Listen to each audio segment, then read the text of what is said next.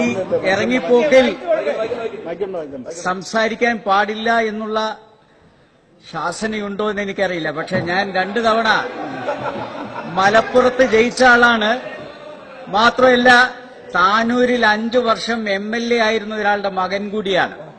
അതുകൊണ്ട് എനിക്ക് പറയാനുള്ള അവകാശമുണ്ട്. അതല്ലെങ്കിലും താനൂര് കേരളത്തിലായതുകൊണ്ട് എനിക്ക് ഇത് സംബന്ധിച്ച് പറയാനുള്ള അവകാശമുണ്ട് എന്ന് ഞാൻ ആദ്യമായി അറിയിക്കുകയാണ്.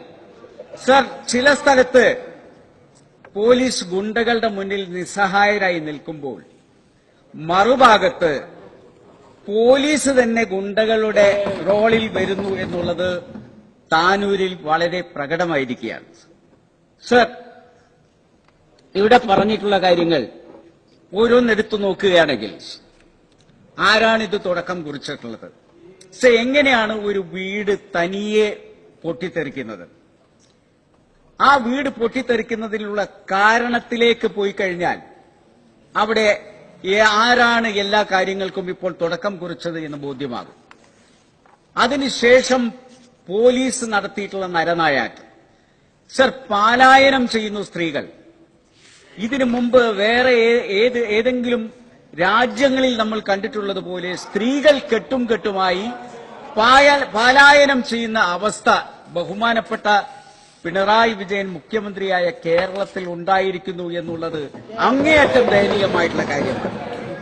അതുകൊണ്ട് ഞാൻ പറയുന്നത്, സർ, പോലീസിന് പരിക്ക് പറ്റി ചില സ്ഥലത്ത് എന്ന് പറഞ്ഞു. സർ, ഒന്ന് അന്വേഷിക്കണം ആ പോലീസിന് എങ്ങനെ പരിക്ക് പറ്റി എന്നുള്ളത്. പോലീസിനെ കല്ലെറിഞ്ഞത് ആരാണ്?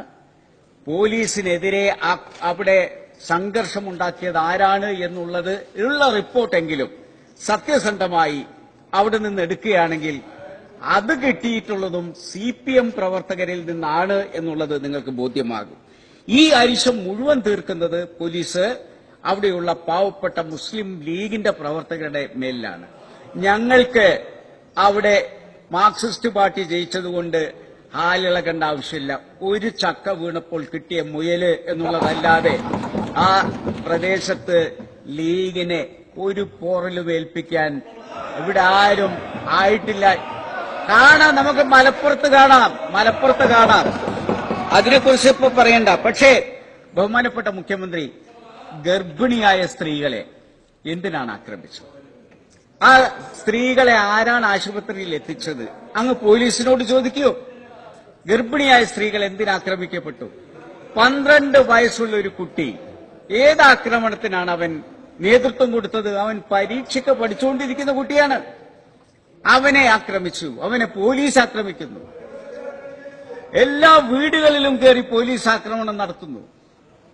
പോലീസ് ഇങ്ങനെ അഴിഞ്ഞാടുന്ന ഒരു അവസ്ഥയിലേക്ക് താനൂരിനെ എത്തിച്ച് പോലീസും മാർക്സിസ്റ്റ് പാർട്ടിയും കൂടി ഒരുമിച്ച് നിന്നുകൊണ്ട് അവിടെ ലീഗിനെ ഇല്ലാതാക്കാൻ നോക്കിക്കഴിഞ്ഞാൽ ആ ഒരു ആഗ്രഹത്തിൽ അടുപ്പത്ത് വെള്ളം വെച്ചിട്ടുണ്ടെങ്കിൽ അത് താഴെ ഇറക്കി വെക്കുന്നതാണ് നല്ലത്.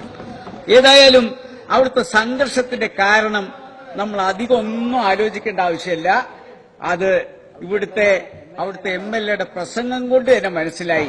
ഇവിടെ ഇതാണെങ്കിൽ അവിടെ എന്തായിരിക്കും എന്നുള്ളത് നമുക്ക് ആലോചിക്കാവുന്നേ ഉള്ളൂ. അവിടെ സംഘർഷം ഇല്ലെങ്കിലേ നമ്മൾ ആലോചിക്കേണ്ടതുള്ളൂ. ആ രീതിയിൽ കാര്യങ്ങൾ പോകുന്നത് ഗുണകരമല്ല എന്ന് മാത്രമാണ് എനിക്ക് പറയാനുള്ളത്. ശക്തമായ പ്രതിഷേധം ഇതിൽ രേഖപ്പെടുത്തിക്കൊണ്ട് ഞാനും എന്റെ കക്ഷിയും ഇറങ്ങിപ്പോകുന്നു.